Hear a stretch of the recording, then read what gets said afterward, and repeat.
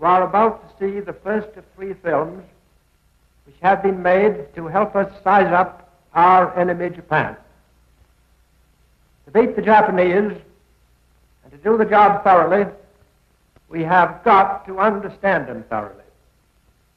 What sort of people they are, how they fight, what they are fighting for, and the resources they have to fight with.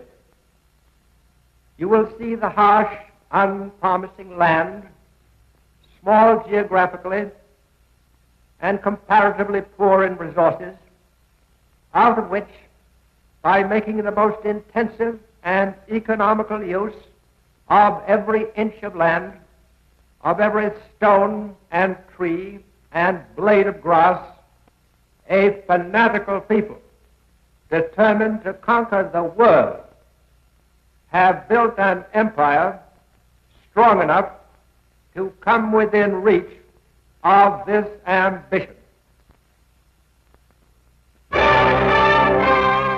This is Japan. This is the land which the Japanese believe is the center of the universe. They believe it was plucked from heaven by the great sun goddess Amaterasu and set down upon earth as the home of a heaven-descended race, destined by its own divine right to rule over all the world and all the world's people.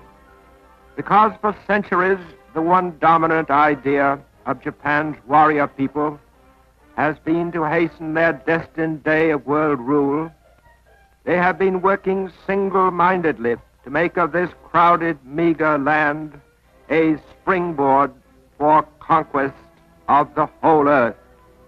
Out of decades spent in studying Japan's strategic geographical position, its distance from the bases and capitals of the nations it was bent on conquering, Japan's military leaders long ago evolved their plan to nullify these vast distances.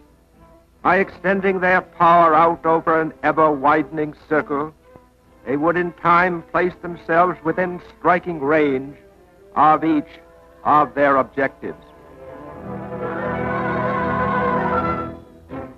To accomplish this grandiose design, Japan's strategists had at their disposal only the resources of a land not quite as big as California. But in that land lived a fanatical and ambitious population 10 times bigger than California's, a warlike people who had for nearly a century been copying from the Western world whatever would be most useful to them in destroying that world. Most of Japan's principal cities, bustling and modern, are seaports, for its position as a great power has been based upon its world trade. Shipping out the products of its cheap labor to undersell European and American goods in the markets of the world, Japan imported in exchange for them all the raw materials essential to war that it was unable to produce from its own barren lands. Thus, over a period of many years, Japan amassed enormous stockpiles of strategic materials. The 28,000-mile coastline of Japan, with its countless gulfs, bays, and inlets, is dotted with thousands of fishing villages. To the Japanese, the majority of whom live within sight of the sea, fishing is a vital industry. For without the protein supplied by eating fish, they would be unable to withstand disease and cold, and could not endure the physical work they now perform.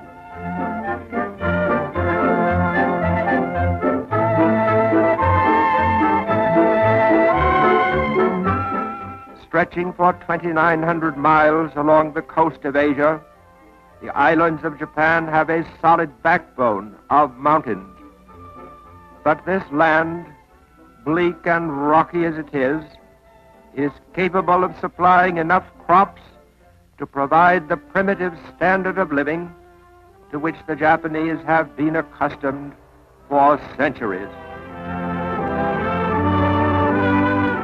In the valleys and along the alluvial plains, there are good farmlands, and these areas produce most of the food for Japan's armies and its population. Largest of these areas is the Kwanto Plain, on which Tokyo and Yokohama are situated. Nowhere in the world is such diversified farming carried on so intensively. Every inch of soil that will support livestock or growing things is used to produce food with which to nourish Japan's fighting man. Everywhere there is the one main food crop, rice, still the universal staple of Japan's diet, although in recent years government subsidies have raised the production of wheat and barley to compensate for Japan's traditionally small grain crops. In mineral resources, the islands of Japan supply more than half of its anthracite and soft coal. Of copper, an essential in its war economy, Japan produces over 50% of its needs. A substantial part of its supply of iron ore comes from its own mines. 50% of its oil comes from Japan's own fields. Japan has always had an exportable surplus of sulfur. Japan's power supply is chiefly hydroelectric. A network of plants makes it the fourth most electrified nation in the world.